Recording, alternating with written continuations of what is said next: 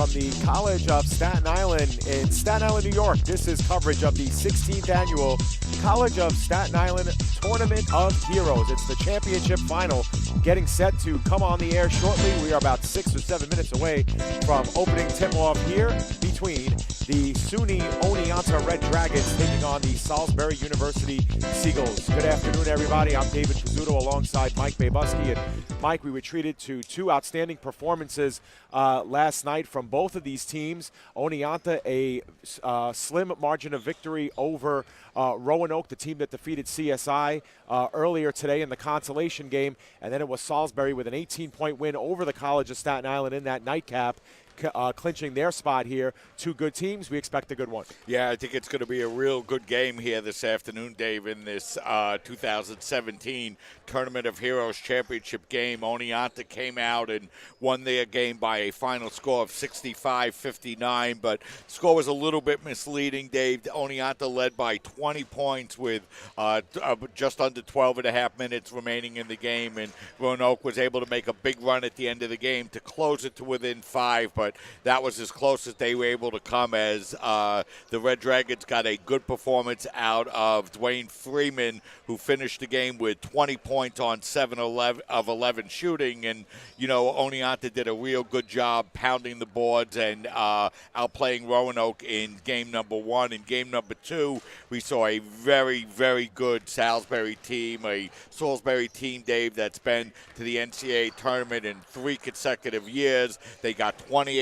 points from their scoring leader, Chad Barazinski. He finished the game on 9 of 14 shooting, including 5 of 6 from the three-point line, 7 rebounds, and 29 points. So a good all-around game. And, you know, like you mentioned earlier, this should be a very good championship game. Yeah, two teams that won the rebounding battle in big fashion yesterday. Oneonta a plus 10 in that department in their game over Roanoke, and Salisbury a very similar plus 10 against Staten Island. And you mentioned for Salisbury, Mike, the tremendous performance of Chad Barsakowski, 29 points, and he was followed up by Johnny Firestein, 8 of 13 from the field, 7 of 10 from the line. Good for 24 points there. So kind of a two-headed monster of sorts for this Salisbury team. They can post fits for a lot of teams. Oneonta, one of them. Both Oneonta coming in with a record of 6-3. A good head of steam as well. Pounding it out. They did shoot 23 three-pointers yesterday. Salisbury shot 22, so we should see plenty of the long ball as well in this game. Two teams that really it's kind of a toss-up. First time they're ever meeting, Mike. They're meeting on neutral ground. Both teams have been good all year long, and this has the makings to be another fine finish here at the Tournament of Heroes. Yeah, it really does, Dave. These are two very good teams. Oneonta is a very strong and powerful team on the inside, and, you know, we mentioned earlier, when you've been into the NCAA tournament for 3 consecutive years, you're doing something right, and, you know, that's described Salisbury. So, you know, it should be a really good battle here for the championship game. Of course, if you're a Staten Island fan, you're a little bit disappointed that they weren't able to make it into the championship round, but, you know, the consolation is we will see two very good teams battle for the championship here on this snowy afternoon in Staten Island. That's right. The snow has fallen down. Shouldn't pose too much of a threat for both of these teams getting out of here. Expecting about an inch or so on the ground by the time it's all over, but it's been a blustery day. It's kept the crowds away, but we expect plenty of people, of course, to be tuning in like they did yesterday. Game 1 of our doubleheader featured Roanoke against CSI. Roanoke took that game 77-73, so this is the championship. This is the first appearance for either of these two teams in the championship. Salisbury has a little bit more of a history with the College of Staten Island, taking win number 3 against them in 5 tries last night. And, of course, both teams return here after big wins. You know, Mike, for Salisbury, it seems just by looking at both teams on the court, their size on both sides, without question, but Salisbury really can hit you in waves coming off the bench, player after player 6'5" and over. Yeah, they do have a lot of size, Dave, as you mentioned, and, a lot of versatility on that team. And, they're another team that plays a lot of players, that goes down the bench, that brings players in and out. You look at them in the game yesterday, and they had 12 players play yesterday, Dave, in the game against the College of Staten Island. And, that's what they do. They bring players in. They have their few star players, and, they really attack you from all sides. They have experience on this team. Their best players are upperclassmen, and, they put themselves in a very good position to come into Staten Island here today. But I'll tell you, Dave, I was also impressed with the way that Oneonta is able to play. And like you mentioned, it should make for a really good championship game here this afternoon, with a couple of teams, Dave, that we really never get to see. So it should be an interesting battle here this afternoon. Absolutely. We are about a minute away from opening tip here, Mike. They haven't announced the starters yet. At least they haven't put them up on the board as teams are kind of, at least the CSI team, the field team, obviously, kind of reeling from that last game, trying to get things turned over here in the gym. In case you joined us late or not at all for the first game, the shot clocks inexplicably just went out during pregame warmups of Game 1. CSI does have backup shot clocks. They're on the ground. You won't be able to see them. They're kind of out of camera shot, but they do work. They are functioning. So on your screen, when you do see the backboards, you won't be able to see the time or the time on the shot clock. Our scoreboard will have running time, but we will not have the shot clock running. Mike, they have flashed the starters on the jumbotron. We'll gather those. Joe, why don't we take a quick break? We'll step aside. When we come back, we'll have our starters. We'll get you ready for the opening tip here. It's the Tournament of Heroes Championship. It's Oneonta against Salisbury. It's all coming up next. Stay with us.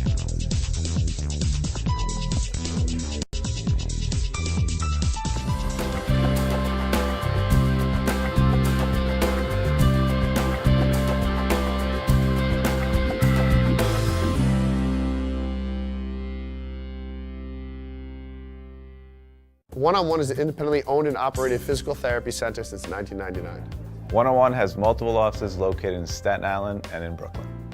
One-on-One has been getting people back to living pain-free for almost 14 years. The number one goal of One-on-One is to provide quality health care for our community and continue to strive to be the best in our field. One-on-one physical therapy gets our clients back to work, back to play, and back to function as soon as possible. We help them reclaim their life. No one ever won a race because it was their turn. And guzzling the right sports drink never won all 3 sets. You can't talk your way through a tournament, and luck doesn't last. Real champions know that it takes more to do more, because wanting it just isn't good enough. You've got to be smarter, faster, tougher.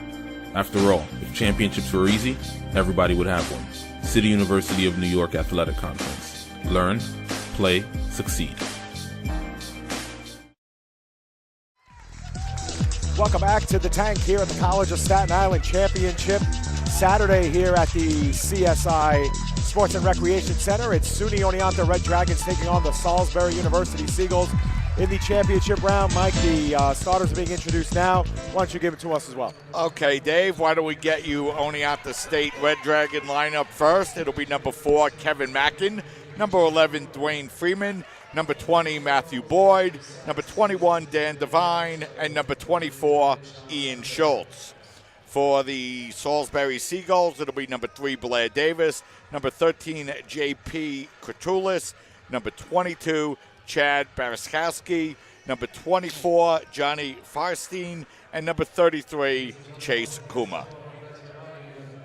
So both teams are in their final huddles here, Mike, beforehand. What are they saying here in these final stages? Well, if you're Salisbury, you're really looking for the similar performance that you were able to put out in the second half. They were able to take a close game against Staten Island and blow out the Dolphins in the second half. Oneonta also played a pretty good, strong game as well yesterday. So, I think both teams are going to try to do the things they do. And for Oneonta, it's going to be interesting to see if they're able to get the ball inside against this Salisbury defense. Dan Devine and J.P. Kratulis will do the honors here, tipping it up. We are underway.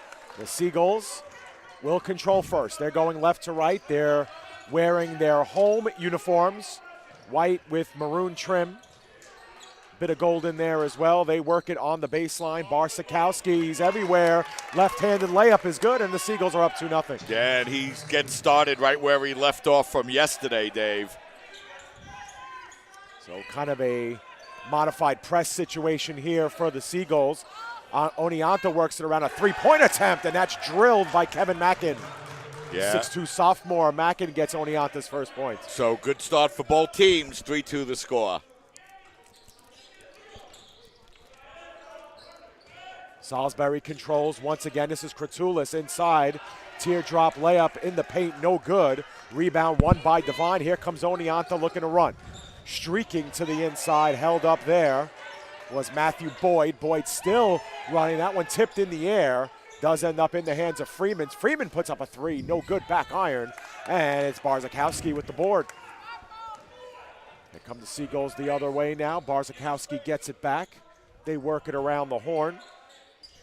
Firestein had control of it briefly. They give way to Kumar. Kumar looking inside. Perhaps a little bit too long, and it is too long for Kratulis, who caught up to it by the time he was out of bounds. So Kratulis, the 6'8 sophomore from beautiful Belmont, New Jersey, Dave, down on the Jersey Shore, can't keep that one in play. Players from spread out all over the region here for both of these units. There's a strip, but unable to control it was Briar Davis, who played well as well. 5'10 junior from Towson, Maryland. Like we mentioned, this is the first entry for both of these teams in the tournament. It's the first time both of these teams have played on Staten Island. Yesterday for the Seagulls, it was the first time in 33 years. Oneonta first time, period. Down low and not unable to control was Devine. Devine, the only senior on this team.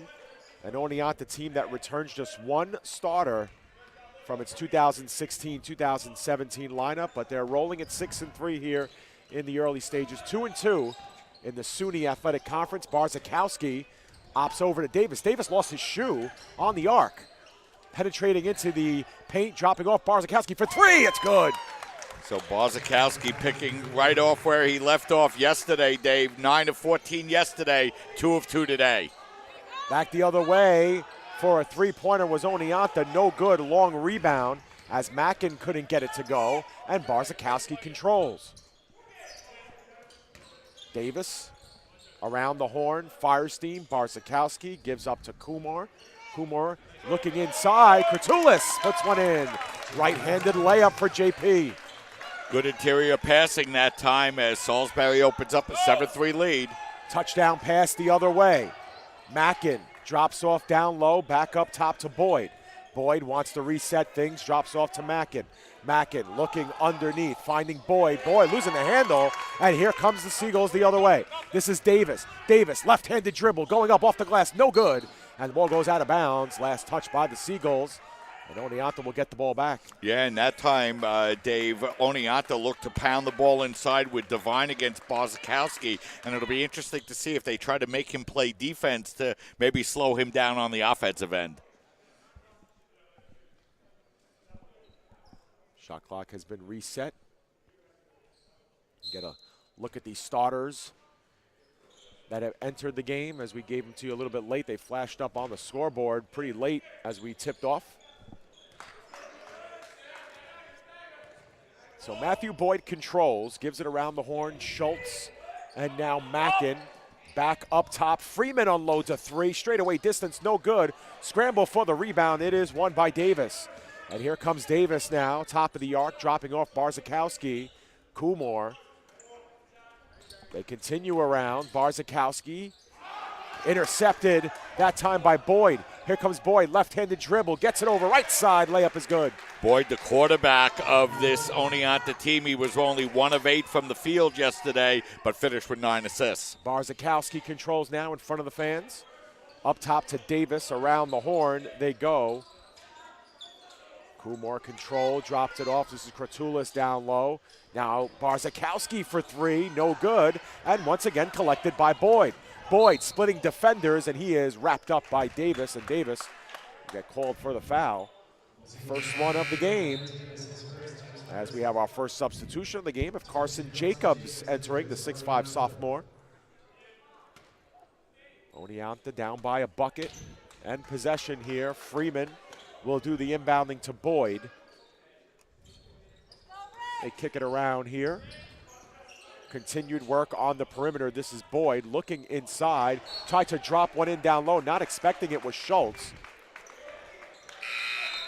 Yeah, and yesterday, Dave, the Red Dragons ran almost all of their offense throughout the game through Boyd. That time, a little bit of miscommunication as they turned the ball over. James Foley has entered for the Seagulls. Sophomore forward. Receives his first touch, gives it back up to Davis. They work it around the horn. Kumar dribbles inside, finds baseline. Foley looking for space. Is able to find Firestein. They continue to work it in. Firestein drops off to Foley for three. Back iron, no good. Long rebound, won by Boyd. Boyd very busy in the early going. That's his second rebound. He's made his only basket. That one put up by Boyd for three, no good, and Davis will come down with the rebound. They work it around. Here is a three-point basket for Kumar, no good, and Boyd with another rebound. Loose ball, and Oneonta will take it as the Seagulls will get themselves another substitution worked into the game. That'll be number 30, Braden Dorsey will come in, 5'11 sophomore from Westminster, Maryland. We played just over 5 minutes, Dave. Points hard to come by, 7-5. Both teams hit their first shot and have struggled a little bit since. There's another three attempt. This one from the corner, attempted by Jacobs, no good. It will go out of bounds. Last touch by Oneonta, so the Seagulls will get it. Mike, we've had 15 shots taken in this game. 10 of them have been three-point attempts. Neither one of these teams shy about putting them up. Only 2 have been made out of the 10. Foley controls, top of the arc, gives over to Barsakowski. To Dorsey, who just recently checked in. Gains the baseline, goes underneath, reverse layup is good. That was a beautiful reverse layup that time by Dorsey, and the Seagulls open up their lead to 4. Once again, a weak press employed. That one sent up, collected by Freeman, and he will opt out to Boyd. Just over 14 minutes to go, first half, opening stages. Seagulls have led from the outset. It's 9-5. The give to the left side, looking for space and picked off. Boyd got in the middle of that one, and it goes over to Firestein. Seagulls working around. It's Davis on the baseline, three-point range, no good. Barsakowski with the offensive board and the putback. It's in. It's 11-5, and a timeout call by the Red Dragons. 30 seconds. Yeah, Dave, so we'll keep it right here, but, you know, Barsakowski was probably the best player of the tournament yesterday and, you know, comes out again strong here today. He's already 3 of 4 from the field with a couple of rebounds and 7 points as you'll see his line from yesterday against CSI, 29 points on 9 of 14 shooting and 7 rebounds. So a quick start for Barsakowski, and, you know, for the Red Dragons, Dave, they're really struggling from the field. They're just 2 of 7, 1 of 6 since they hit their first shot of the game, and they've turned the ball over 4 times as well. Barsakowski not wasting any time getting on the register in this one. He already has 7 points, 3 of 4 from the field and 2 rebounds, but everybody else, Mike, 2 of 7 on his team from the floor. And Oneonta as a team, 2 of 7 from the floor. So Barsakowski hot, others not here in the opening stages. 11-5 is our score. Oneonta down by 6. Boyd works it. He has it up top. He sheds one defender. Gives up down low, and another turnover here for Oneonta as Firestein comes down with it. Al Leader has checked in for Salisbury.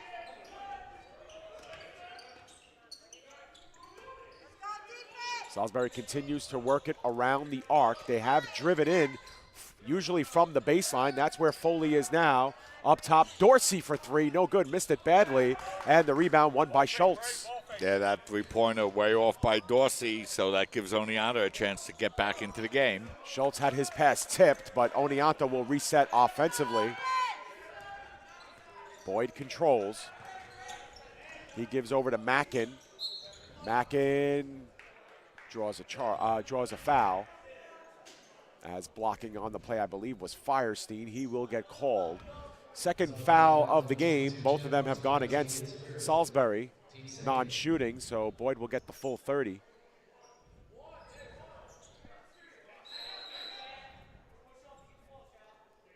We have a whistle. Shot clock.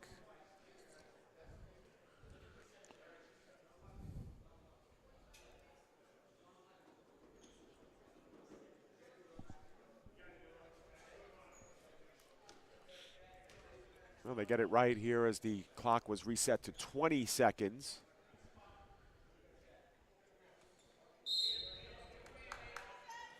And the give up top is to Schultz. They work it around. Underneath is Mackin. Mackin turn around, short jumper, no good.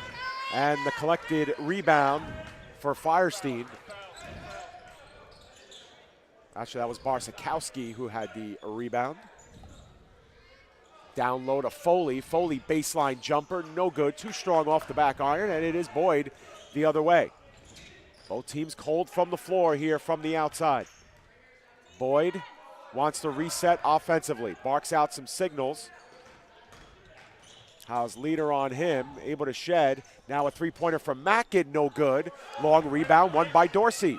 Here comes Dorsey the other way. Splits left, drops it off to Barsakowski. Thought about a long two, opts out to Dorsey. Dorsey misses everything, and the rebound collected by Oneonta. Yeah, that's two bad misses by Dorsey in a row for the Gulls. Barsakowski 3 of 4 for the Seagulls. Everyone else 2 for 10. And we are going to have a travel whistled against Schultz. That will negate the basket. Oneonta hasn't hit now in quite some time. Yeah, the Red Dragons were able to get the ball inside that time, but unfortunately for them, they got called for the travel. Yeah, for Oneonta, Mackin made an opening three-pointer. Since then, the team 1 of 8 from the floor. Leader, Barsakowski, down low to Foley. Foley looking for space, ops up top. Firestein, in and out, no good. And number 22, Carson Jacobs with the rebound.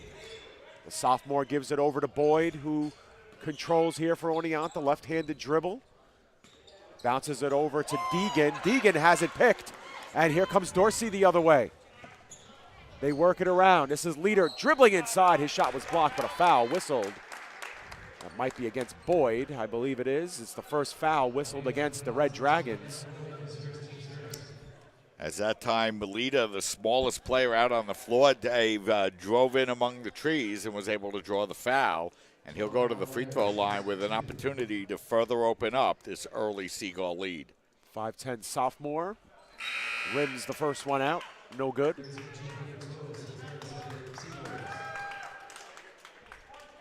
He'll have one more shot to try and give the Seagulls their biggest lead of the opening stages. It's been a cold shooting touch for both of these teams. Both free throws missed, but a long offensive rebound collected by the Seagulls. Baseline range, Barsakowski. Ops it back over to Leader. Up top, Barsakowski looking down low. Pass led too far, but there was a foul whistled against Jacobs. And Oneonta will now bring in Joseph Bull, the 6'5" freshman, to come in to replace Jacobs, who just picked up his first. You look at the shooting, Mike, on your screen. Neither team really hitting on much here in the opening stages. Barsakowski with a nice reverse jumper on the interior, no good. And Boyd picks up another rebound. Now the give is over to Freeman. Freeman looking baseline to Kirkwood, and Kirkwood too strong, guilty of the offensive foul. And for Oneonta, their 8th turnover here in the first 9+ minutes. Yeah, and you know, that time Kirkwood saw an opportunity to work against the smaller Seagull player in Al Leader, but he just plowed right over him. An easy call for the official. So the Seagulls, who've been stuck on 11 for a while now, have another chance to build here on their early lead. Firestein driving inside. Nice reverse layup. And he gives the Seagulls an 8-point lead. This is Boyd. And that pass intercepted. Leader is the one who gets to it. Drives inside. Gives up to Dorsey. No good. Dorsey put that one up a little bit late into his dribble. Boyd with another rebound. And Boyd now with 6 rebounds on the afternoon here. Oneonta stuck at 5 for a long stretch here. They're down by 8. This is Bull. Hands it right off to Deegan. Deegan working against Dorsey. Gives up to Freeman. Freeman for 3. No good. Loose ball, and it is collected by Deegan. Nice job by Deegan not giving up on the play. Yeah, Dave Oneonta really struggling to score. 1 of 9 since they hit their first basket of the game. Yeah, they are 1 for 8 from 3-point range. This is Boyd for 3, and that's nothing but net. And they needed that one. Cuts the Seagulls lead to 5.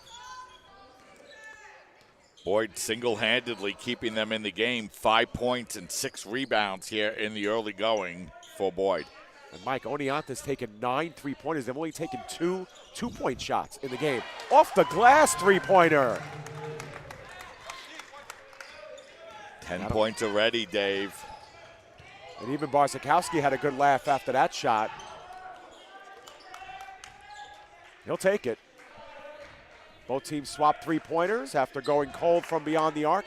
16-8. This is Boyd giving over to Deegan. Deegan looking for contact. Drops off to Boyd. Boyd trapped. Finds Bull. Bull up top. Gives over to Kirkwood. Kirkwood for 3. No good. Long rebound won by Freeman. Freeman off the glass and in. Yeah, and Freeman, the leading scorer yesterday for Oneonta, finally gets on the board and brings them back to within 6.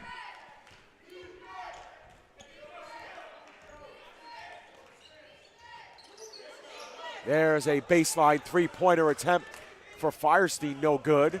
Rebound won by Oneonta. Once again into the hands of Boyd. As Mike mentioned, the quarterback of this team gives off to Kirkwood. Short little jumper, no good. Rebound won by Kurtulis. Seagulls working around. Barzakowski behind the back dribble, almost lost it. Now it works its way back to Leader for 3. No good. Long rebound won by Deegan. Harrison Deegan controlling. Gets up the timeline to Freeman. Freeman working one-on-one against Dorsey. Baseline jumper, that one's good. So Freeman hits his 2nd shot in a row now as he starts to warm up a little bit after missing his first 3 shots.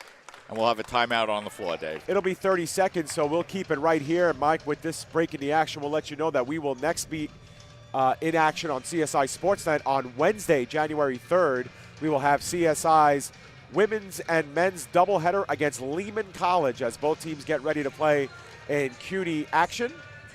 That coverage will start at 5 o'clock with the CSI Sportsnet pregame show. 5:30 will be opening tip for the women's game, and CSI men will jump at 7:30. So we invite you guys back here to take in some CSI basketball during the week. And you know, Dave, this CSI women's basketball team is really loaded. We mentioned earlier they lost a tough 1-point game on the road against MIT in overtime in their game the other day. But, you know, they've rolled through the CUNYAC conference so far, and it'll be interesting to see how they do against Lehman.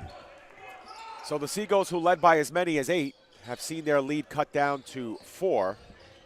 Andrew Sachs wanted timeout on that last one, so the Seagulls used their first timeout. Davis controls here, slowing things down. Gives over to Brooks, who had checked into the game. Back over to Davis. Now baseline 2-point range, and that was Kurtulis who makes it count.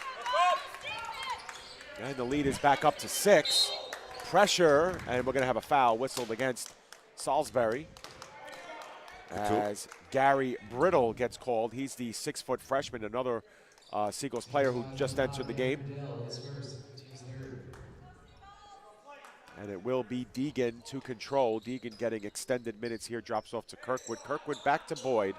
And Boyd, once again, sees another offensive possession pass through his hands. Boyd left alone up top, now being guarded heavily, drops off to 0. Andres Rivera, who just checked in after that last timeout. Rivera looked to go between the legs, almost lost it. Now gets crossed up and stolen away. I believe that was Brooks who came. No, that wasn't Brooks. That was number 5, Burdell, who came down with it. And he drops off to Davis as the Seagulls once again look to slow things down here, run their half-court offense, and we have whistle before the shot. Not sure what the call was there. Yeah, I think there was kind of a little bit of a moving screen called on the Seagulls there as they looked to run the power sweep right and got called for the offensive foul. Chase Coomer, the 6'3 junior, got called for the whistle. That's the Seagulls' 4th team foul. Oneonta with 3 fouls here in the first 13-plus minutes.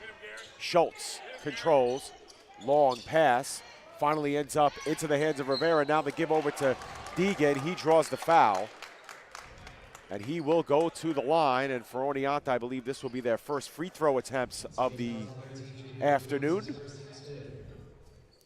Deegan came off the bench yesterday and was able to score 7 points in 19 minutes of play and made a couple of very nice athletic plays for the Red Dragons yesterday afternoon. Deegan's first attempt is good. It narrows the deficit to 5 points now. First free throw of the game. Second one up, no good, off the back iron. Burdell got the rebound, and he quickly gives it over to Davis, who will control the tempo. Ever since that timeout, Mike, the Seagulls have really slowed down the pace of the game, really wanting to set the tone here offensively. Kratulis controls. He hands it off to Davis. Davis backpedaling, wants to reset with 10 on the shot clock. Davis now going left, off the glass, no good, too strong, and it was won by Bull via the rebound. Now he gives it over to Boyd. Boyd back to Bull. Bull looking baseline. Deegan. Right-handed dribble. Gives over to Schultz for 3. Off the glass, no good. And the long rebound collected by the Seagulls.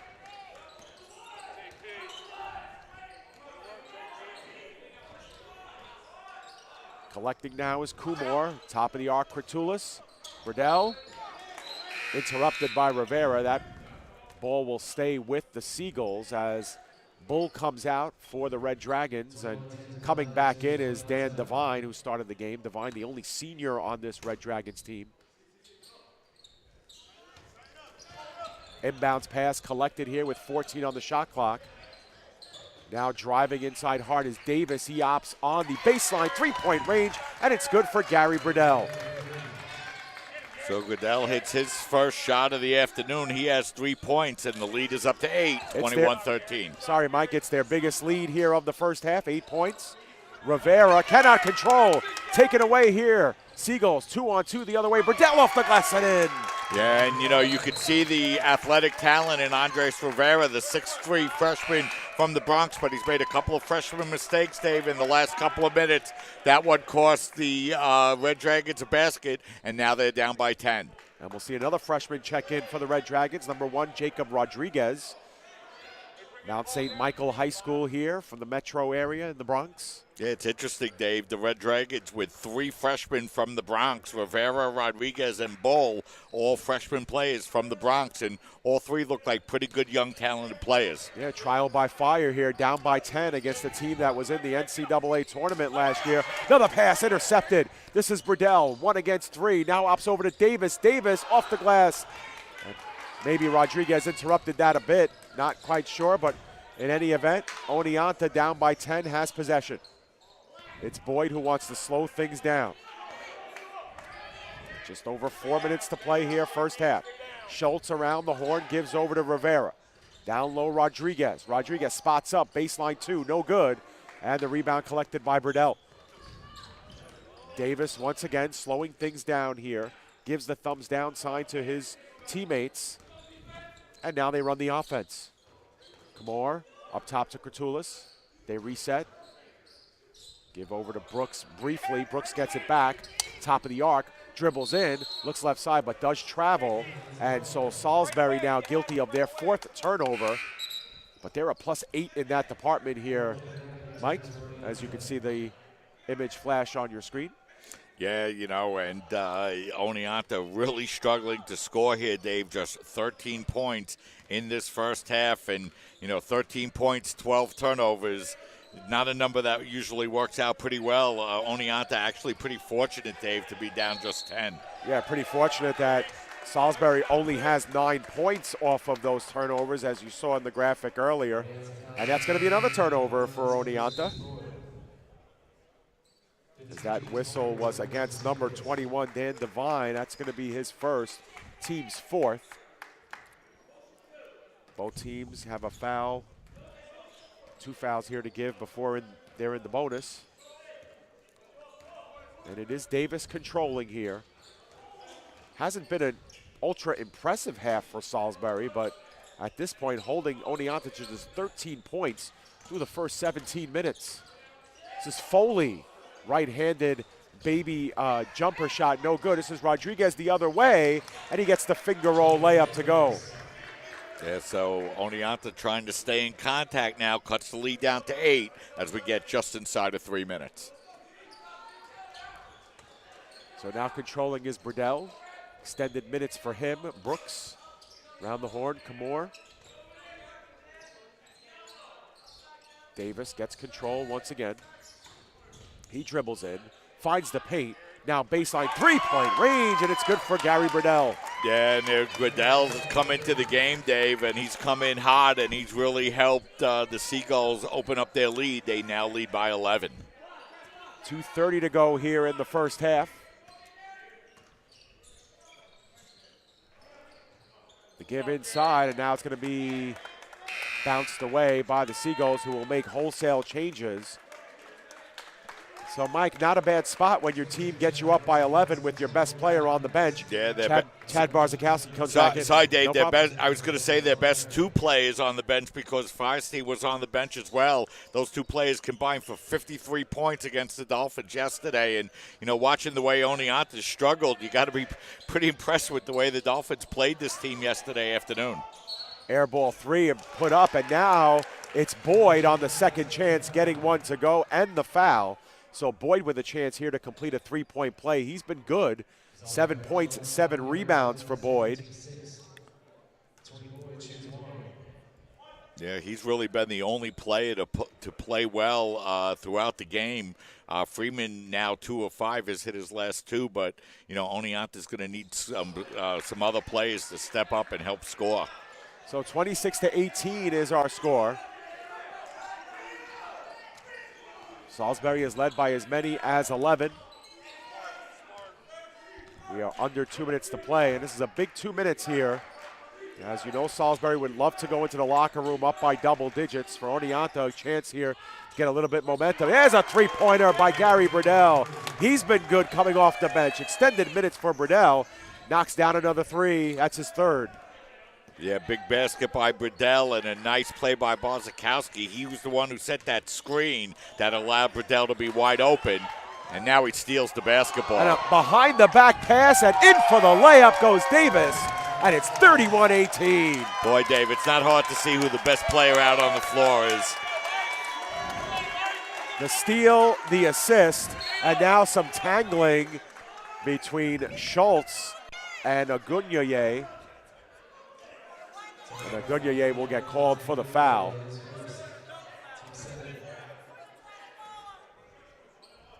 Pro Salisbury crowd behind us, Mike.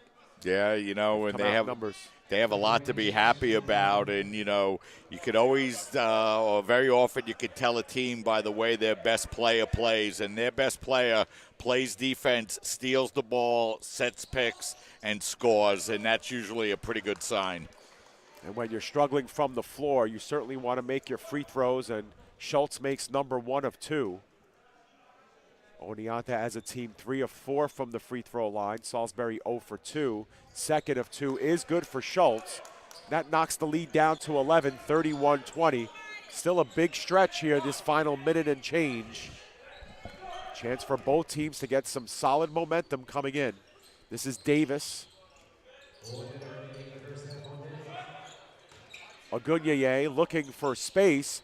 Puts up a right-handed jumper, no good. Schultz drops off to Rodriguez. Rodriguez gaining the paint, putting up the finger roll layup. It's good. Confident move by the freshman. His second basket, he has 4. Yeah, Jacob Rodriguez, averaging just 2 points per game, has given his team a lift here in the late stages of this one. Spot up jumper from 2-point range for Davis is good. Puts Salisbury back up by 11. There is about 2 seconds differential between game and shot. Boyd drops off to Schultz. Schultz giving up for Mackin for 3. Great job by Mackin with a player in his face. Drops the lead down to 8, and Salisbury looks like they're going to hold for the final shot. Davis looking to dribble, finds the paint, quick foul whistled against Boyd. Boyd doesn't like the call. He protests. In any event, Oneonta did have some fouls to give, so this will not be a shooting opportunity. Checking in is Sean Nolan for Oneonta, probably for defensive purposes here in this final 4.5. Davis will inbound, gives it to Burdell. That one's interrupted, out of play. Last touch by Rodriguez. Salisbury will do it again. And why not give it to Burdell, Mike? He's 3 for 3 from the three-point range. It's Barzakowski for 3, no good, and the loose ball, not in time for anyone to do anything with. So Salisbury will take an 8-point lead into the locker room, 33-25. Mike, it wasn't always pretty, but Salisbury controlled from start to finish. Yeah, you know, they did control from start to finish, but you got to give Oneonta a little bit of credit. They trail by only 8. It feels like it should be more, so they've put themselves in a position to come out, play better in the second half, and get themselves right in the game. All right, so that will take us to a break. When we come back here at halftime, we will get you some halftime stats, break down the second half. Before that, it's Salisbury 33 and Oneonta 25. We've reached the end of the first half of play here of the 16th Annual Tournament of Heroes Championship right here at the College of Staten Island on CSI Sportsnet, CSIDolphins.com. Stay with us.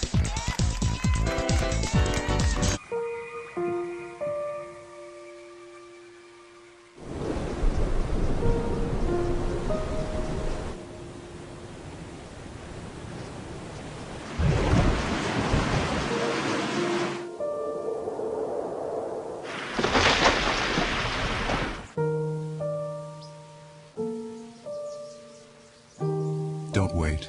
Communicate. Make your emergency plan today.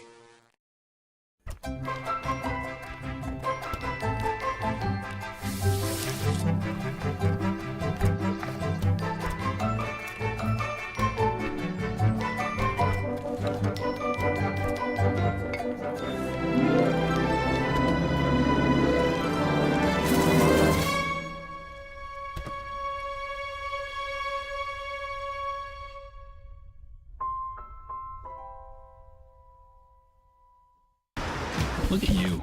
You're at the top of your game. You're unstoppable. Nothing can throw you off track. Wait, is that your car? Uh-oh. Yeah, I saw that coming. That will throw you off track. You're looking at around 10 grand in fines, legal fees, and increased insurance rates. Let's try this again. Smart move. Because buzz driving is drunk driving. I'm a teacher. Let me tell you what I make. I make learning a privilege, not a chore, and frustration a tool, not an obstacle. I make working hard seem easy and giving up impossible. I make an old subject feel like a fresh thought and unconventional methods common. I'm a teacher. I make more. You make me wear my bike helmet. Taught me never to run with scissors. And to follow the swimming rules. You tell me to stay away from drugs. To always buckle my seatbelt. So why do you keep a loaded gun in your drawer? How safe is that? You asked them to follow some safety rules. Now they're asking you. In fact, they're counting on you. Never let your gun get into the wrong hands. Remember, always lock it up. Visit ncpc.org. Na na na na na na. I love you so. I love you. I love you. La la la la. La la la la la la la. We're here. Yay! It's a short drive from your neighborhood to your naturehood. To find a neighborhood park or green space near you, visit discovertheforest.org.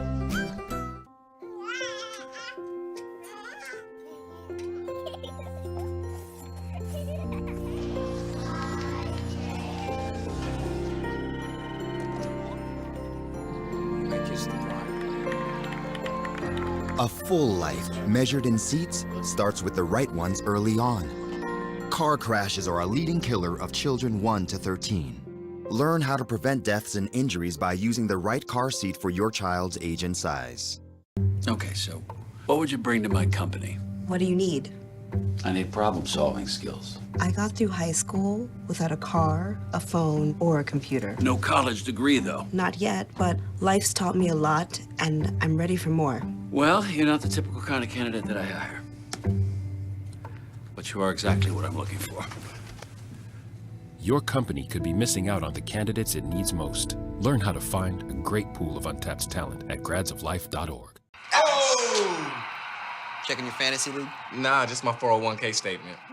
Nice. Where'd you find the money for that? I just been saving a little every month.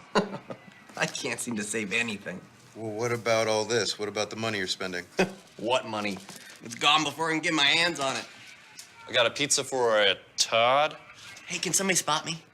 When it comes to financial stability, don't get left behind. It's 547. Get tools and tips for saving at feedthepig.org.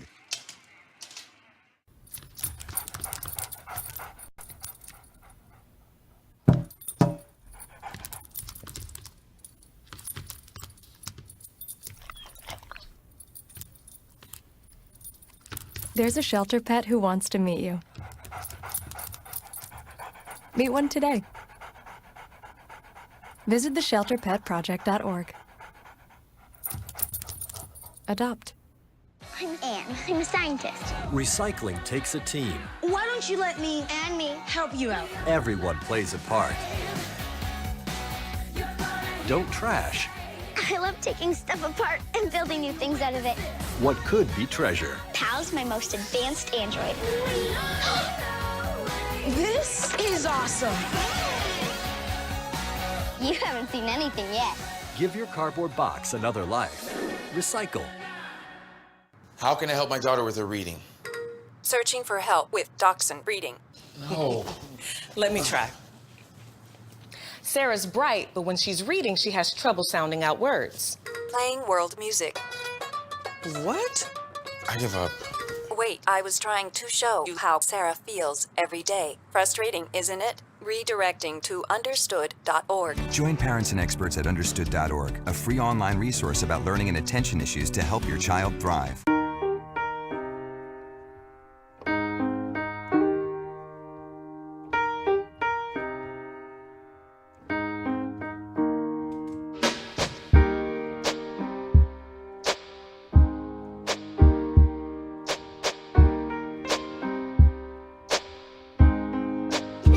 I love my sister. My heart doesn't see race. Love is love.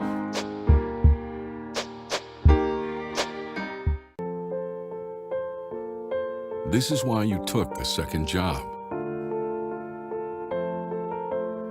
While you taught yourself how to fix the plumbing. While you'll do whatever it takes to keep your home. And that is why we want to help. We are making home affordable, a free government resource that can make paying the mortgage easier. Call 888-995-HOPE today. Welcome back here to the Tank here at the campus of the College of Staten Island. We are at halftime of the 16th annual Tournament of Heroes Championship game. It's Salisbury University 33 and Oneonta 25. You see the time remaining in the halftime as Salisbury makes their way back out onto the court. Mike, we promised our viewers a good game between two teams that really played well last night. the numbers really don't show efficient basketball, but certainly Salisbury did own much of the momentum in the play. Yeah, they did, Dave. They were able to get out and take a lead. They've led by as many as 13 in this game. Oneonta has only had one lead, and that's after they hit their first shot, a three-pointer, to take a 3-2 lead. Since then, Salisbury has been doing a nice job playing out in front.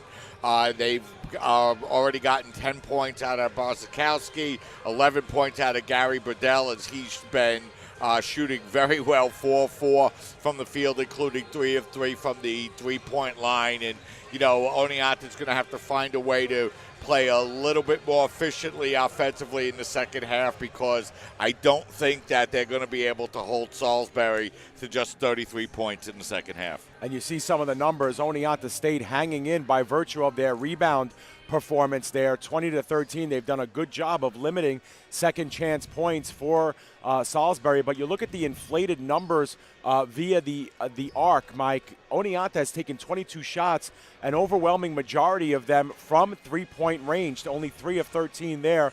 Salisbury started out really ice cold from three-point range. They heated up thanks to Gary Burdell.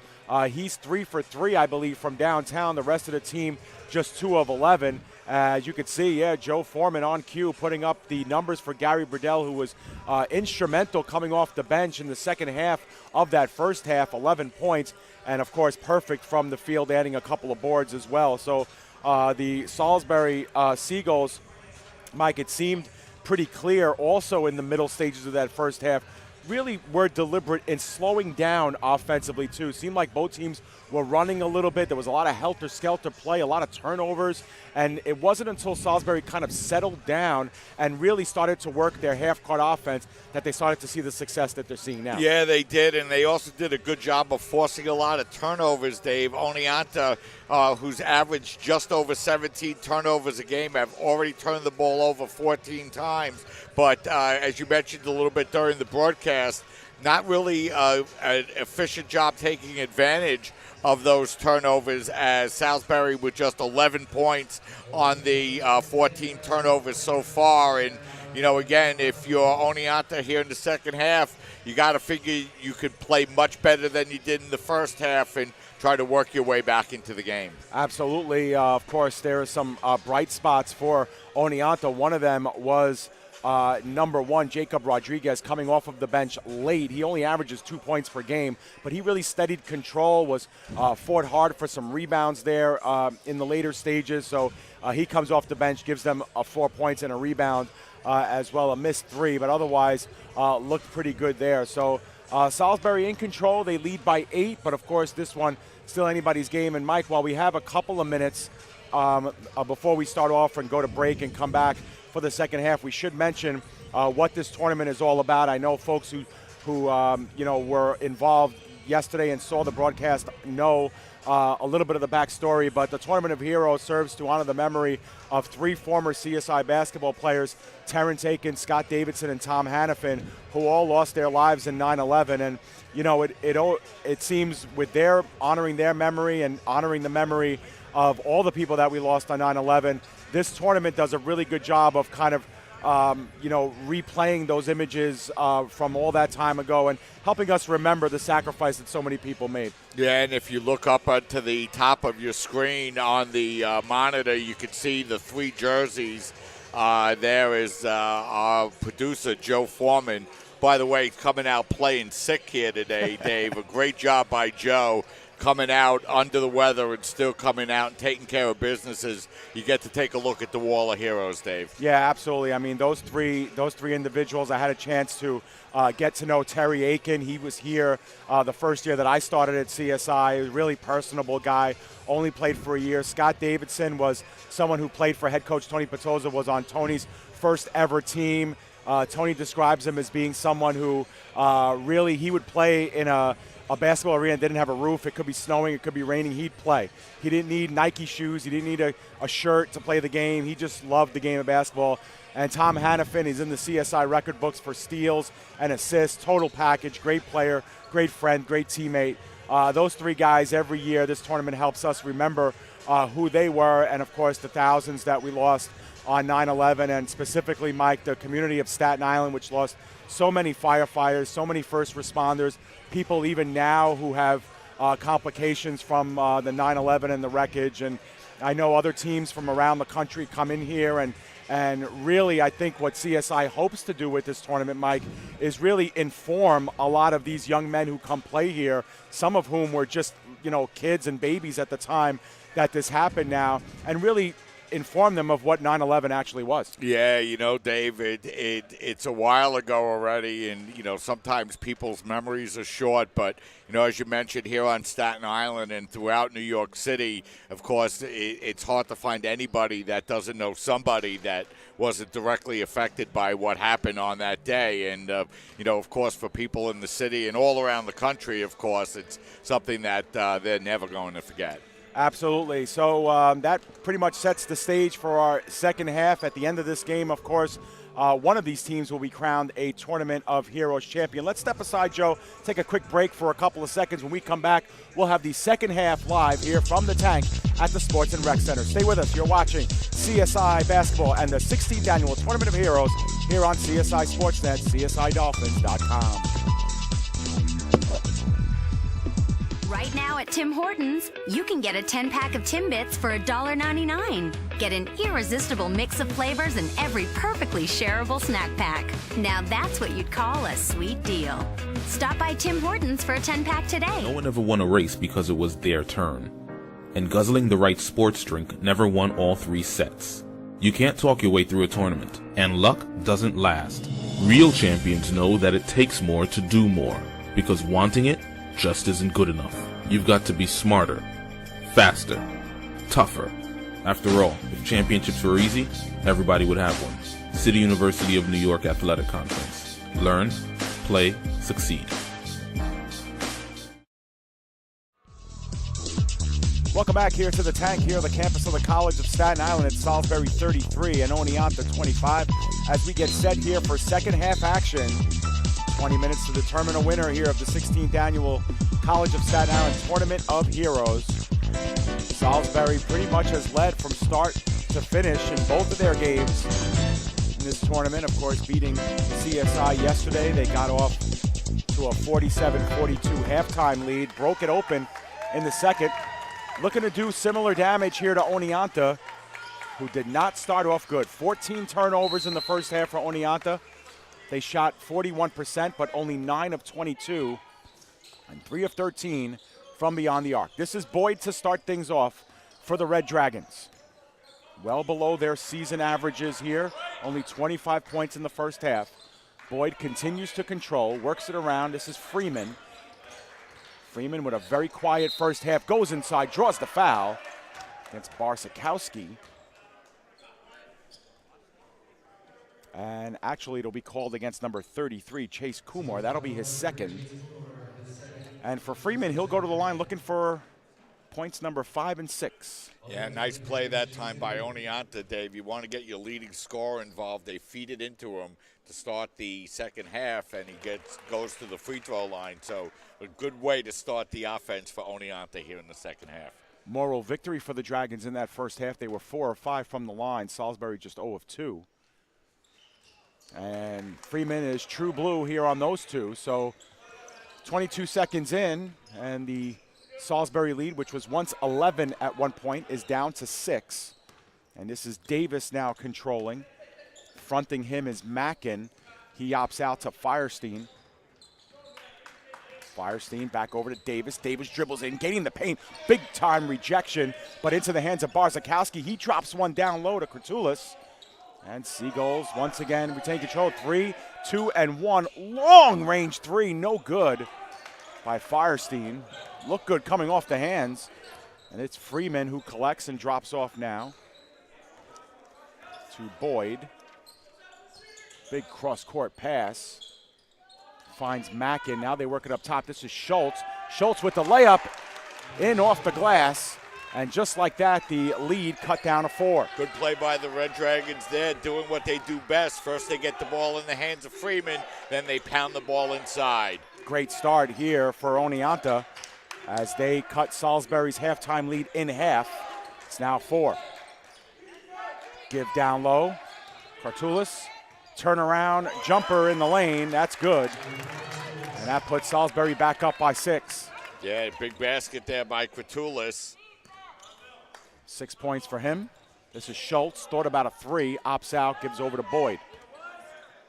Boyd, the player of the first half for Oneonta without question, 8.7 rebounds. Crossover dribble, gains the paint, up over 2 Seagulls, no good, and Kumar gets the rebound.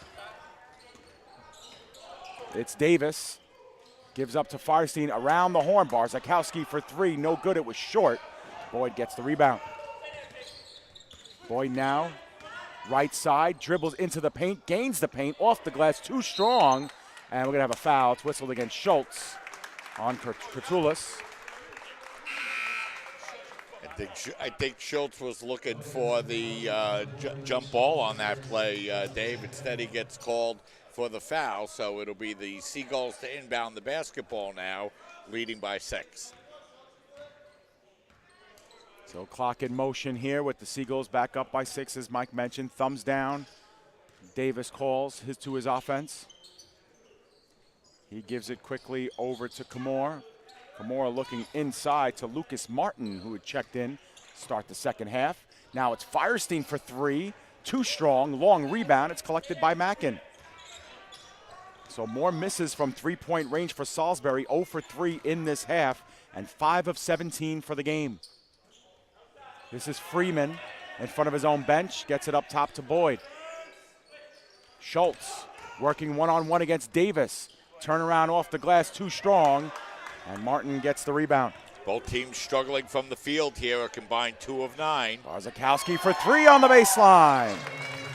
And the Seagulls with their first 3 of the half. They're 1 for 4 in that department, 6 of 18, and we have a timeout called by Oneonta as the Seagulls have resumed the 9-point lead and a 30-second timeout called. Yeah, so Oneonta does a nice job, Dave. They come out quickly, but a couple of baskets, and that last one, a 3-pointer by Barzakowski, now gives him 13 points to lead all scorers, and that has opened up the Seagull lead back up to 9. Yeah, so Oneonta with the first 4 points of the half, Salisbury with the last 5, and they see their 8-point lead go up to 9 here in the second half, still early. And the same shooting struggles are plaguing Oneonta, Dave. They came out, they hit their first shot, they hit their first 2 free throws. Since then, they've gone 0 for 3 from the field, and they need to come out and get themselves a couple of offensive sets here, trailing by 9, 16:44 remaining. And you see the line on Barzakowski on your screen, who has now 13 points, had 29 last night against the Dolphins, so he's putting up some MVP-type numbers of this tournament, should the scores hold. Meanwhile, this is Freeman for Oneonta looking up top to Boyd. Around the horn, Mackin, turnaround 3, and that's good. Nice touch by Kevin Mackin. 6'2" sophomore from Nanuet, New York. Cuts the lead to 6. Yeah, a couple of baskets for Mackin here in the second half. He now leads the Red Dragons with 9. And Mackin 3 for 5 from 3-point range. This is Martin, Lucas Martin. Opts out up top to Davis. Davis gives over to Barzakowski, fronted for a 3. Now pivots inside, off the glass and in. Nice kiss that time by Barzakowski. 40-32, Dragons lead back to 8. Modified press here for Salisbury. Oneonta able to break. Boyd gains the timeline here, 18 on the shot clock. Up top to Schultz, around the horn, Freeman. Not much motion down low for Oneonta. Now here comes Schultz in, and he was able to shed Martin and got a easy layup here to cut the lead to 6. Yeah, the Red Dragons need points in the paint here in the second half. Barzakowski up top to Davis, left alone for 3, no good, and Freeman elevates for the rebound. This is Freeman now, looking to gain the paint, drops off to Schultz inside, but we have a foul. And it looks like Martin will get called for the foul. That'll be the first on Martin, team second of the half.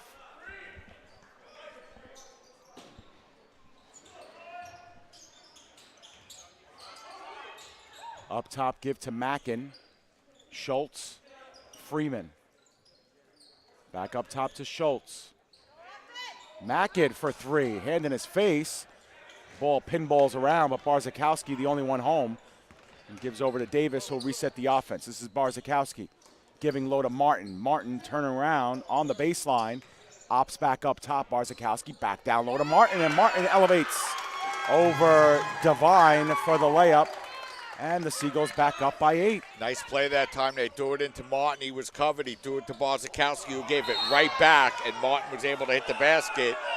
And now it looks like we might have a blocking foul. No, it's going to be an offensive foul called on the Red Dragons. I think that was the right call. I think so too. Yeah, it looked like Schultz kind of, picked up his dribble and then just bounded into the defender. We were screened on the play by a couple of players in red jerseys, but otherwise it's going to count as a turnover for Oneonta. It's their first turnover of the second half after 14 in the first. But still, Salisbury with a plus 11 in that category. That's really where they've done some damage. The give down low to Martin. Martin this time fronting against Jacobs, but he's unable to get the layup to go, and here comes Boyd the other way. Boyd looking to run, drops off to Mackin. Mackin for three, no good. Long rebound, won by Freeman on the nice tip by Jacobs. And again, well, clock is stopped. Oh, we have blood on the floor, as it looks like maybe Lucas Martin might have gotten nicked up. And J.P. Kratulis will enter the game for Salisbury as Martin gets looked at.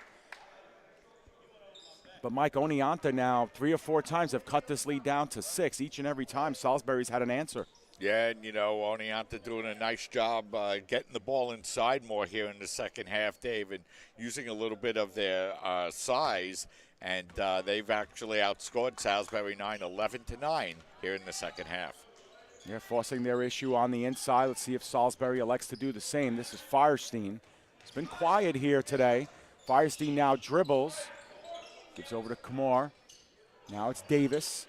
Davis was looking inside to Kratulis. Now he gains the paint, puts one up, but it is blocked emphatically by Carson Jacobs.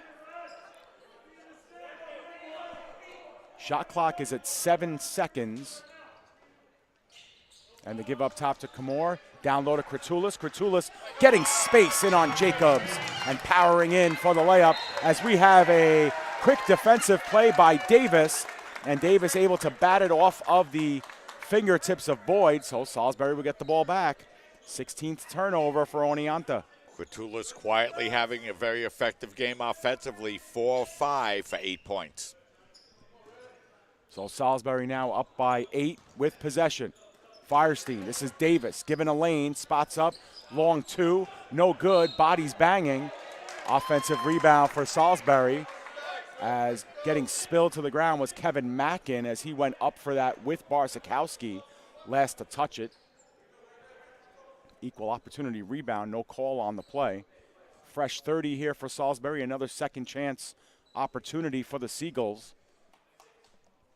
Yeah, Oneonta doing a nice job of hanging around in this game, still well in it, just trailing by 8. Yeah, looking for that major run to really turn this game around, but the Seagulls have had answers. This is Barzakowski, left open for 3, no good. Rattles around, Jacobs with the board. Big time miss for Barzakowski. This is Boyd. Thought about entering in, now backpedals. Pulls out the offense, and here we go. Drops off to Mackin. Mackin, hand in his face, missing everything. Mackin has put up a couple of bombs here that haven't been close. Yeah, he hit his first couple of shots here, Dave, in the half, but his last 3 shots, a couple of them have been really tough, and he's missed them all. 3 for 8 from three-point range is Mackin, 3 for 9 overall. This is Firestein dropping off inside. Nice pass. Unfortunately, Kumar was expecting contact. He didn't get it. Layup blown, and we have a foul on the rebound opportunity. Firestein's going to get called for it. Yeah, it's, another opportunity that, Dave, that Salisbury unable to take advantage of as they end up giving the ball back to the Red Dragons, who, keep sticking around, Dave. And, like you mentioned, they're really just one run away. Yep. Deegan has come into the game for Oneonta. Meanwhile, Gary Burdell has checked in for Salisbury. And you saw Burdell's line at halftime. He's been terrific in the reserve role. Played about the last 7 or 8 minutes of that first half and was outstanding, 4 for 4 from the field. This is Boyd around the horn to Schultz. Schultz was looking inside to Jacobs, now finds him. He's working against Kurtulis. Turnaround, hook shot, no good, out of bounds, and it'll be an offensive note. Last touch by whom? It's going to remain with Oneonta with 8 seconds on the shot clock. Jacobs' original shot did not hit the rim. Up top to Schultz with 5 seconds left to give to Boyd. Boyd puts one up. Long three off the back iron, long rebound, and it's won by Firestein. Firestein looking to run. Looks inside, spots up, free throw jumper, no good. Kurtulis with a putback, no good. Loose ball won by Boyd. 2-on-2 the other way. Boyd slips away, and Burdell gets interfered with by Schultz. Boy, Oneonta's had a couple of opportunities here, Dave, over the last couple of minutes, as both teams struggling to score throughout the entire afternoon, but it'll be a foul called now, so it will remain Seagull basketball. Fresh 30 for the Seagulls and an 8-point lead with 11:45 to go. It is Davis who will control. Barzakowski for 3, loves that area and hits another. Barzakowski with 18 on the afternoon. Putting together a good line, 7 of 12 overall, 4 of 8 from three-point range. Seagulls have matched their biggest lead of the game. It's 11 points. Oneonta has cut it to as few as 4 in this half. This is Boyd, long range 2, off the mark. Pinball rebound won by Firestein. Oneonta now 4 of 13 from the field here, Dave, in this second half. This is Davis taking his time. Now finding a streaking Burdell. Burdell coming in, no good. But there to clean up the mess is J.P. Kurtulis. And Salisbury officially with their biggest lead of the game. Pass over to Jacobs. Jacobs looks back up top. Kirkwood losing control, but he was interfered with on the way up by Kurtulis. And he will go to the free throw line. Kirkwood 0 for 2 from the floor tonight. He's looking for his first points. Salisbury, Dave, was out-rebounded 20-13 in the first half. Here in half number 2, they out-rebounding Oneonta 12-10. You see the numbers, second half shooting for both teams so far, as Kirkwood makes the first of 2 free throws. But you see how Salisbury has just taken more shots in this second half, and of course that's a testament to the turnovers and the offensive rebounds.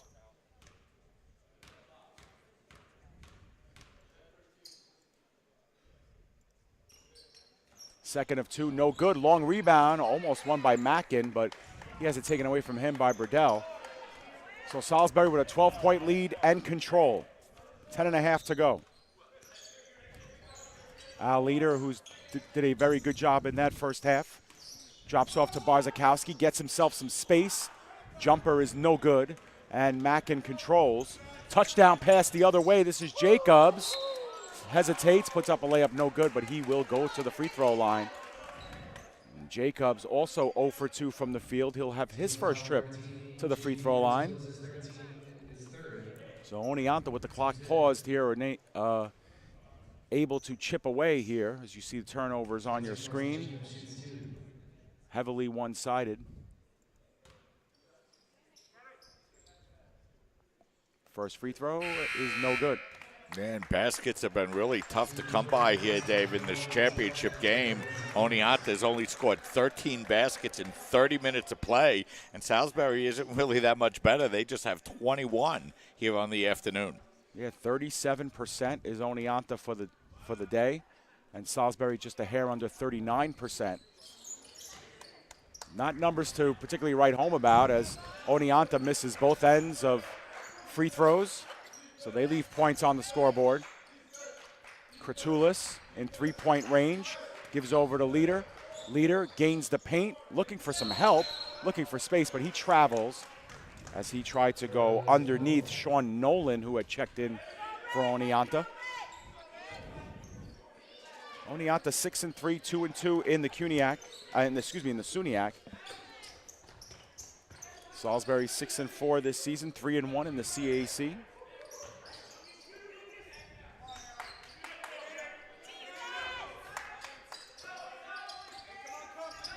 Final 10 to go in the game. Jacobs, spin around layup, no good, gets his own rebound. Nice job by Jacobs and gets that one to fall. Yeah, nice job by Jacobs, really sticking to it, Dave. He missed the first one, but follows up to make it a 10-point game. 49-39 is our score. This is Leader. Leader working his way in. Nice job off the glass. Strong touch. Offensive rebound can't hit home. And here comes Oneonta looking to run the other way.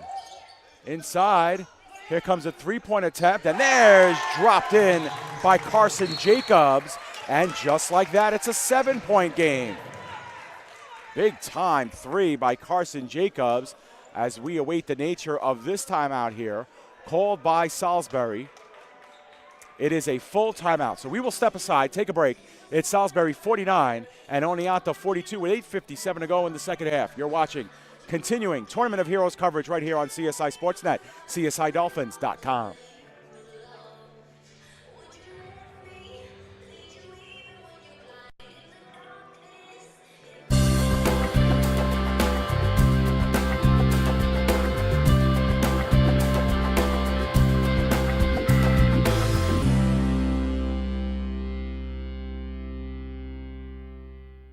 One-on-One is an independently owned and operated physical therapy center since 1999. One-on-One has multiple offices located in Staten Island and in Brooklyn. One-on-One has been getting people back to living pain-free for almost 14 years. The number one goal of One-on-One is to provide quality health care for our community and continue to strive to be the best in our field. One-on-One physical therapy gets our clients back to work, back to play, and back to function as soon as possible. We help them reclaim their life. Welcome back here. Second half coverage between Salisbury and Oneonta, the championship leg of the 16th annual Tournament of Heroes. Oneonta needed to make a move, Mike. They have. They've cut the 13-point lead down to just 7, excuse me. Salisbury with possession. Burdell drops off to Brooks. They work it around to Davis. 10 seconds left on the shot clock. Errant pass. It's picked off by Jacobs. And Oneonta wants to slow things down. Boy, Dave, you look at the way the numbers stack up, and it's amazing that Oneonta only trails by 7. And with a basket here, they're going to find themselves right back in the game. Jacobs' turnaround jumper from the baseline, no good. And the rebound is won by Brooks. Brooks going coast to coast, drops off for Davis, off the glass and in. Yeah, big swing in the game there, Dave. Big 4-point turnaround makes the game up a 9-point game. Should mention that Barzakowski's on the bench for the Seagulls along with Firestein. Turnaround jumper from free throw range is made by Mackin. He needed that one to fall as he got cold. He's 4 for 10 from the field, and the lead is once again cut to 7. This is Davis. Drops off to Kratulis. Now this is Brooks. Brooks bounces inside, off the glass, too strong. And this is Jacobs the other way. Gives off to Nolan. Nolan will control the point here. Down by 7, just over 7 to go. Barzakowski going to check in at the next opportunity, Dave. And this is Jacobs for 3. It's good. And we're down to 4 again. Oneonta dropped it to 4 earlier in the half by scoring the first 4 points of the half. Fell behind by as many as 13, now down by 4. Burdell. Kratulis, Davis, dribbling, broken ankle, and it's a long-range 3, it's good. Nolan was fooled, and a 3-pointer for Davis. That's a big shot. That was a huge shot, Dave, because that really gives the Salisbury team a little bit of breathing room. Mackin over to Kirkwood. Kirkwood, awkward shot. It's good for 3. Big answer that time by Kirkwood off the bench to make it a 4-point game. And all of a sudden, the hot hands are showing themselves. 54-50. This is the shooting we've been missing, Mike. Kratulis controls, gives over to Davis. Davis spotting up on Nolan. Left-handed jumper is good at the corner of the paint. Timeout called by Salisbury as they go back up by 6. It's a 30-second timeout. 2 back-to-back baskets that by Davis. 2 big baskets, Dave, because Oneonta was able to cut the lead down to 4, but Davis comes back, hits a 3, and then hits a nice shot in the lane to open the Salisbury lead back to 6 with 6 minutes and 12 seconds remaining. And I think Barzakowski obviously will check back in and play the rest of the game. So the Dragons doing a nice job staying in the game, fighting despite not playing particularly well, and give themselves an opportunity here in the final 6 minutes. And the three-point shooting starting to mirror one another as both teams have picked up their averages just a bit. Both teams now shooting over 40%. And it's thanks to a recent stretch by both teams, but the story of the second half has been Oneonta kind of knocking on the door and not being able to open, as Salisbury's had good responses, and that's what NCAA caliber teams have the ability to do. This is Mack, and he's interrupted by Lucas Martin, and he will go to the free throw line to shoot 2. And for Oneonta, they were 4 or 5 in the first half from the line. They're 3 for 6 in this half, 7 for 11 for the game. But these are 2 big ones here for Mackin. His first trip to the free throw line tonight. He's a 75% free throw shooter, Dave, 9 of 12 coming into the game. First is no good, off the back iron, as Oneonta now slips to 7 of 12 from the free throw line. That's 58% for the game. Salisbury's only taken 2 free throws for the entire game. Just 3 of 7 in the second half, Dave, trailing by 6. That's hurt them. Remember, they had 33 free throws yesterday against Staten Island. So 56-51 is our score.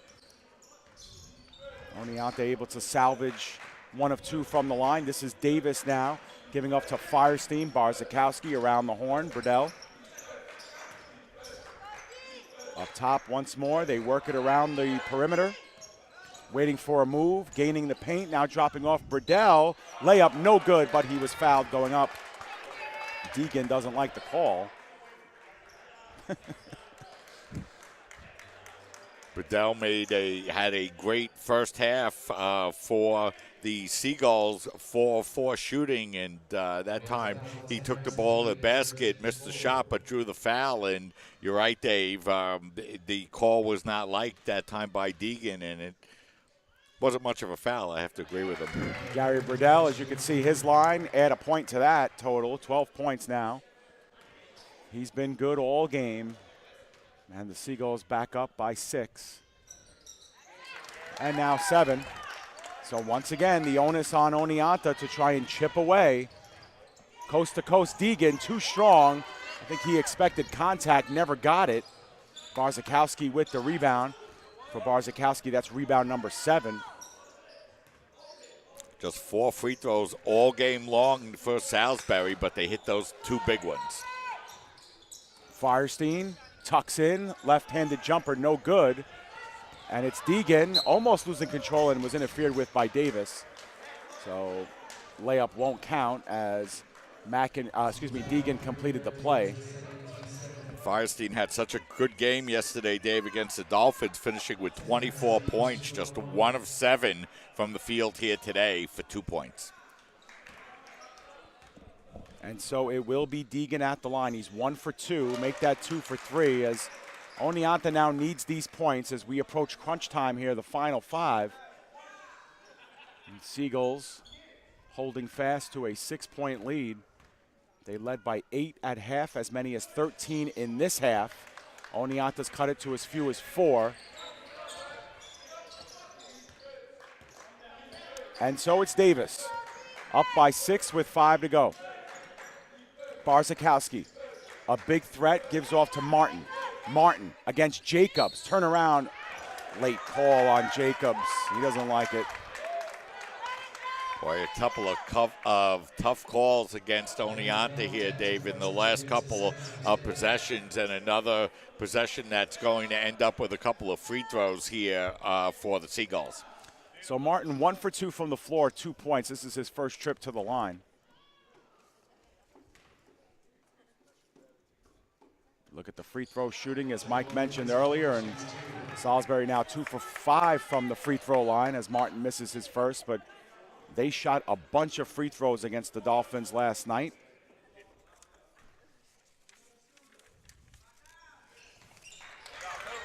And that second one is good, so it's 59-52.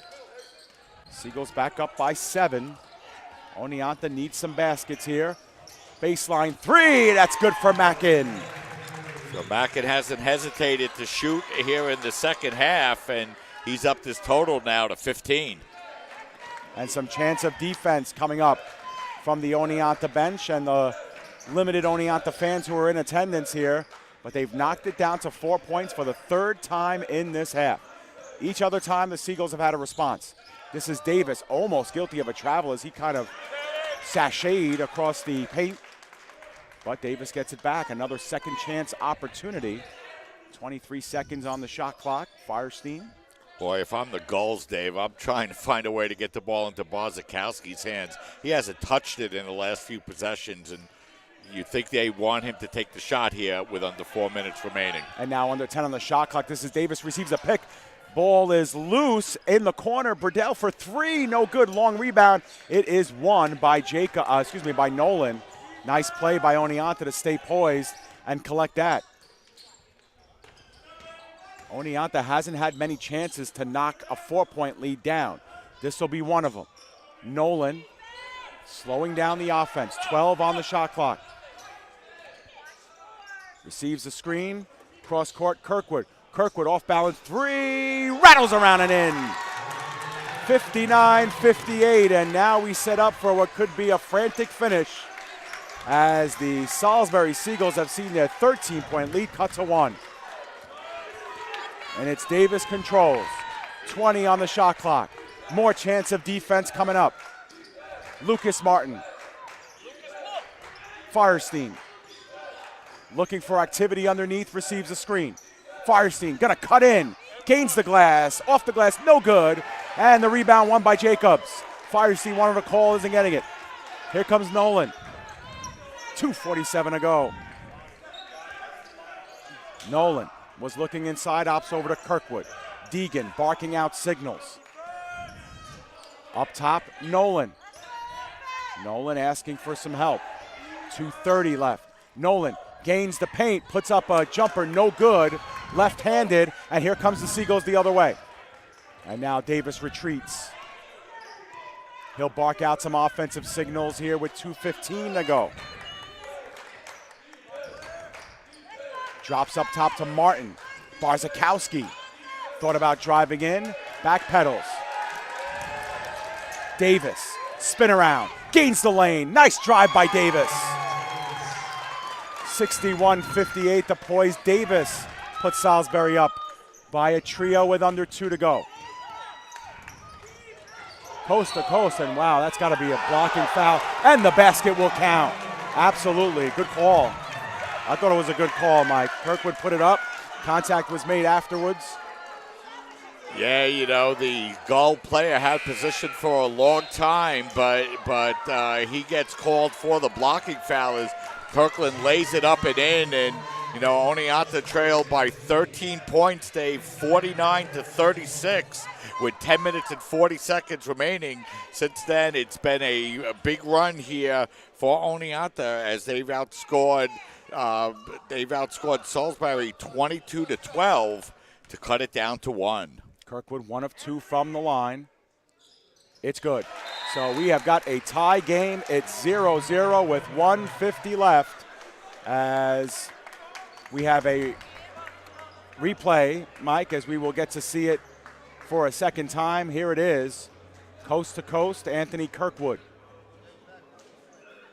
Boy, Dave, that looks like a charge to me. Yeah, you know what? I thought Martin had maybe taken a half a step up to meet Kirkwood, and in fact, I was wrong. So, oh well. Yeah, it's 61-61. Yeah, and Salisbury really has no one to blame but themselves. They really dominated this entire game, but you got to give Oneonta a lot of credit. You mentioned before, Dave, they only have one senior on the team. Salisbury only has two. And, they struggled and fell behind by 13, and it looked like Salisbury was finally going to put the foot on the gas and pull away. But, the Oneonta team has gotten a very good second half out of Kevin Mackin and have gotten very good play to come all the way back and tie this game up. And, boy, Dave, if you're Salisbury, you got to find the way to get the ball into Barzakowski's hands. He's your best player. He's the best player out on the floor, and he's not taking enough shots. He's only 7 of 13 for the game, and he's only taken 6 shots here in the second half. And meanwhile, you see on your screen who has heated up, and it's been Kevin Mackin on the other side, 15 points. You see his numbers. He had cooled down considerably, and since then has been attacking, and there's Barzakowski that you mentioned, Mike, 18 points. The leader there also leads the team in rebounds. So here we go. 61-61, a minute and 40 to go. It's Firestein controlling. Looking for a screen, doesn't get one, gives back to Davis. 15 on the shot clock. This is Davis receiving a screen, jumping inside, getting it off the glass, too strong, in and out. And here comes Deegan the other way. 1 against 3, Deegan has to slow things down, and he will reset to Boyd. Haven't mentioned Boyd's name in a while. He's back on the floor. Kirkwood, Boyd has it back again. 15 on the shot clock. Deegan. Jacobs, who's played well, air ball on the short jumper. And here come the Seagulls the other way with 1 minute to play. It's Davis now. Every possession critical. Barzakowski driving to the lane, off the glass, no good, but he was fouled. And Barzakowski will go to the line, his first trip of the afternoon. Yeah, as the Gulls finally get the ball into the hands of Barzakowski, he drove it to the lane, and, he had to be fouled or else he was going to score that basket, so he'll have to earn them the hard way from the free throw line. 64% from the free throw line this season. First trip tonight at 1 is good. And so the Seagulls do not relinquish their lead. They go back up by 1 in a half where they led by as many as 13. But they've had the lead throughout. Second is good. Nothing but Twine, 63-61, 50 seconds to play.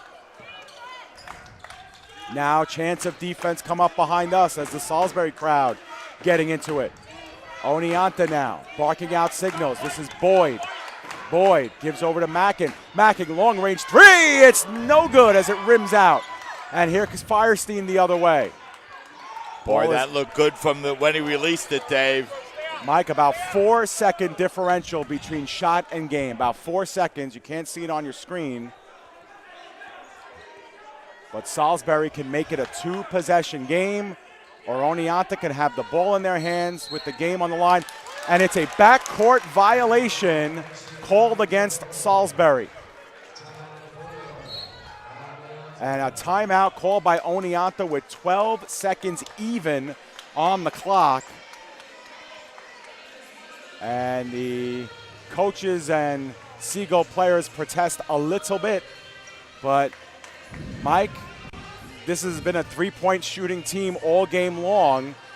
Oneonta has taken 49 shots, 24 of them, almost half, have been three-pointers. What do you do here? Yeah, Dave, the way that Mackin's been shooting, he barely missed that last one. It kind of rimmed right out. So, with 12 seconds remaining, you absolutely want to give yourself the ability to miss and still have a chance to put the ball back in. If I'm Oneonta here, I'm going to try to throw the ball inside, see if I can get a good high percentage shot. If not, try to kick it out for the three-pointer and go for the win. And, for Salisbury, a team that's only turned the ball over 6 times as we have an opportunity to take a look at the backcourt violation. That was after the play, though, Mike. Yeah, we didn't have a chance to see it. But, again, the Seagulls only turning the ball over 6 times the entire game, Dave. Picked the worst possible time to turn it over with 12 seconds remaining. All right, so it will come down to this here. Oneonta conceivably with the game in their hands. Obviously, a 2 gets them a tie. A 3 would force Salisbury with a last-second heave, you would think. But with the way Oneonta has been shooting free throws, you wonder if it's on Salisbury's mind to foul, because it would be a 1-and-1 if that were the case.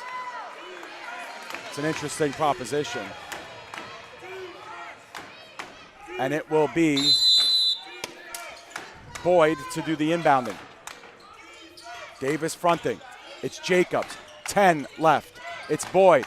Continues to work it. Boyd almost stripped. Ball is loose. Foul on Oneonta on the loose ball by Davis.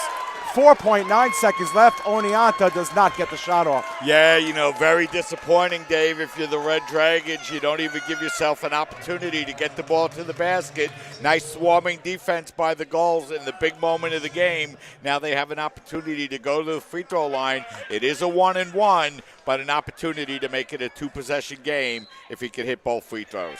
This is Davis's first trip at the line.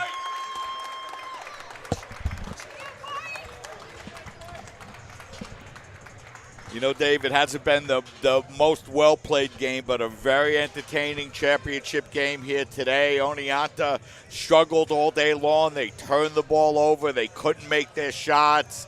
They haven't been able to nose themselves back in the lead, but nor have they allowed themselves to get blown out. They fell down by 12 points, came all the way back, tied it up. Had an opportunity to tie or take the lead on their last possession, couldn't get the ball to the rim, and now Salisbury with an opportunity to put the game away from the free throw line. And we should mention too that the Oneonta Dragons do have 1 timeout remaining, and this is a 1-and-1 opportunity. So if Salisbury misses the first shot here on this 1-and-1, and Oneonta gets the rebound, they can call a timeout. And they can set up for a last-second heave to try and win the game or tie, obviously.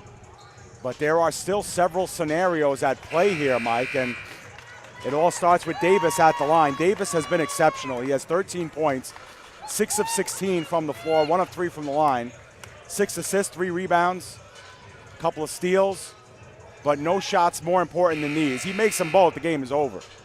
So Barazikowski, just a 64% free throw shooter, Dave. He stepped to the line and hit them both. Davis coming in shooting 63% on the year. 1-and-1 here. The opportunity for Davis. You see the free throw shooting on your screen. There's the first. It's up and in. It's a 3-point game. So Oneonta needs a miss and a heave to tie. Huge first make by Davis to force Oneonta to take a 3-pointer. You can hear a pin drop in here as Davis nets the second. Easy peasy. Here we go, 5 seconds left. Putting it up is Deegan off the glass, no good, and that's the game. Salisbury holds on despite a feverish comeback, 65-61. It's our final, and Salisbury is your 2017 16th annual Tournament of Heroes champion. Congratulations to the Seagulls and head coach Andrew Sachs and the players and captains of Salisbury. Mike, it was a great tournament, and Salisbury led just about from start to finish, and they finish as champions. Yeah, and Dave, you go back and you hate to just point to one particular thing, but Oneonta in the second half, 6 of 11 from the free throw line. Salisbury in the second half, 7 of 8 from the free throw line, including the final 4, Dave, when Barzakowski went to the free throw line as a 64% free throw shooter, drilled them both, and Blair Davis, who just shot 63% from the free throw line, drilled them both. So when they counted in the final seconds, the Seagulls hit their free throws, and that's enough to propel them to be the Tournament of Heroes champions here in 2017. Yep, so the teams are getting set for the presentations of trophies. Oneonta will be given a runner-up trophy for their participation, and of course, coming away with second place in the tournament. And of course, Salisbury will be crowned our champions. So Mike, we will keep it here just until we have acknowledged who some of our all-stars are. So we'll mention them on the air for those many members who are watching us at home. Of course, we'd like to give them their due, and of course, then we'll sign off. But we will tell you that we will be back on the air on January 3rd, where CSI men's and women's basketball will have a doubleheader against Lehman College as we get back to CUNY Athletic Conference play. CSI versus the Lightning, men's and women's. We'll get a final look at stats in just a moment.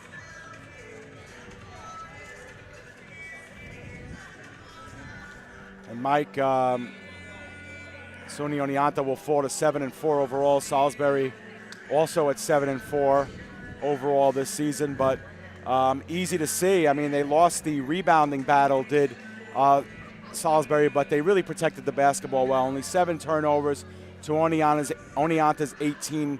They were better in the second half. Oneonta was at protecting the basketball, but for Salisbury, every time Oneonta had a run to make, Salisbury had an answer. Yeah, that was really the difference in the game, Dave. And, again, it came down to the final couple of minutes. And when the Gulls needed to execute in the final couple of minutes, they were able to do so. Nothing more important, though, than those 4 free throws down the stretch. And, you look back at so many of these games and, how many of these games are always decided down in the stretch and by free throws. And, here for Salisbury here today, you could clearly point to the fact that their last 4 points came from the free throw line, including 2 in a 1-on-1 pressure situation. And, that very often is the difference in the game, and it was here today. Absolutely. So all 4 teams doing a great job during this tournament, showcased, of course,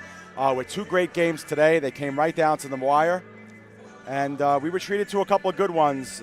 Mike, we've been a part of this tournament for a long time, and we've seen some blowouts in the past. We've seen some one-sided games, but the bottom line is both of these games came right down to the final minute, and it was nice to see that kind of feverish excitement as we close the door on the year 2017 and get ready really for the stretch run of the basketball season. Yeah, and Dave, we had 4 games in less than 24 hours here at the 2017 Tournament of Heroes, and we tend to, of course, look at things from the Staten Island point of view, and for the Dolphins, they came out and played a very strong first half against this Salisbury team, and in the second game, came up, played strong, but fell just short against Roanoke. So the Dolphin team continues to develop.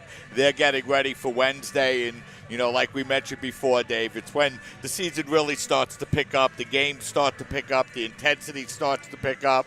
The Dolphins will start out with a home game, play 3 consecutive conference games on the road. They'll have their game against Kane University, then a lot of home games in the second half of the season for the Dolphins. All right, Mike, we'll take our last look at some final numbers for you here. As you can see on your screen, the 3-point game was a big one for both parties. Both teams started out kind of cold in that area, but finished up pretty hot, and we saw the free throw percentages. Salisbury didn't take a lot. They were 3 of 6 going into those final 4, but with under a minute left, Barzakowski 2 for 2, Davis made 2 for 2, and that's the story of this one, as they were able to ice the game at the line 65-61. The turnovers, of course, one-sided as well, and that pretty much tells the story of this one. Mike, I guess we'll wrap things up. As much as we'd like to stick around, we have to get off the air, but we will say that we got an early teaser on who our MVP is going to be. I think we can both agree. I don't think it's any shock to anybody, but Chad Barzakowski, 29 points against the Dolphins, and then 20 more here tonight. 8 rebounds, and a big couple of free throws down the stretch. That's the story. Chad Barzakowski is your MVP, and you see it on screen there. Salisbury will collect their trophy in just a moment, and that'll make it a wrap for us here on CSI Sportsnet as we bring you Tournament of Heroes. So, for our camera operator, Joe Masha, for our engineer, Joe Foreman, for Mike Babuski, I'm David Pizzuto saying good night. We'll see you on Wednesday, January 3rd for our next broadcast from all of us here at the College of Staten Island and CSI Sportsnet. We wish you a very happy new year, and we'll see you in 2018. Once again, your final score here, Salisbury 65, Oneonta 61. Coverage of the 16th annual Tournament of Heroes right here on CSI Sportsnet, CSIDolphins.com.